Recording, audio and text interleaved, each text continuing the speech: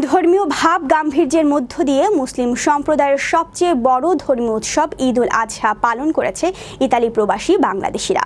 Saudi আরবের সঙ্গে মিল রেখে রবিবার ইতালি সহ ইউরোপের প্রতিটি দেশে পালিত হয়েছে পবিত্র ঈদ উল আজহা। ইতালির লাতিনা তেরেসিনার বাঙালি কমিউনিকেটিভের উদ্যোগে তৃতীয়বারের মতো পবিত্র ঈদ উল আজহা নামাজ অনুষ্ঠিত হয়েছে।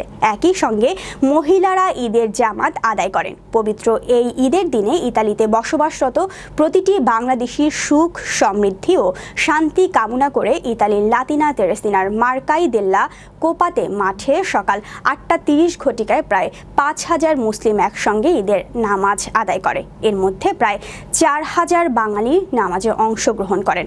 আল্লাহর সন্তুষ্টি লাভের আশায় ইতালি সহ বিশ্বের সকল ধর্মপ্রাণ মুসলিম উম্মার শান্তি কামনা করে ঈদের নামাজ আদায় করেছেন।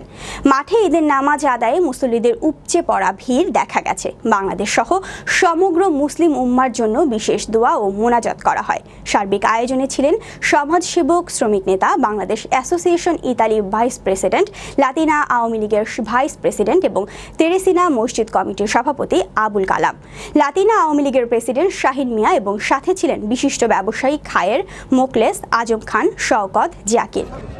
আজকে আমরা ঈদ উল আজহা পালন করলাম ইতালিতে। আলহামদুলিল্লাহ, আল্লাহ পাকের কাছে শুকরিয়া আদায় করি। বাংলাদেশের মতোই খোলা আকাশে, সুন্দর মতন মাঠে, খোলা মাঠে সুন্দরভাবে আমরা বাংলাদেশের মতনই ঈদ উদযাপন করতে পারছি বলে আল্লাহর কাছে শুকরিয়া আদায় করছি। এবং মাশাআল্লাহ আমাদের প্রচুর মুসল্লি হয়েছে, প্রায় 5,000-এর মতন মুসল্লি এই তেরাসিনা প্রভিন্সি লাতিনাতে হয়েছে। শুকরিয়া খোদাকে জানাই। সবাইকে, বিশ্বের মুসলমান ভাই ও বোন সবাইকে জানাচ্ছি ঈদের শুভেচ্ছা, ঈদ মোবারক।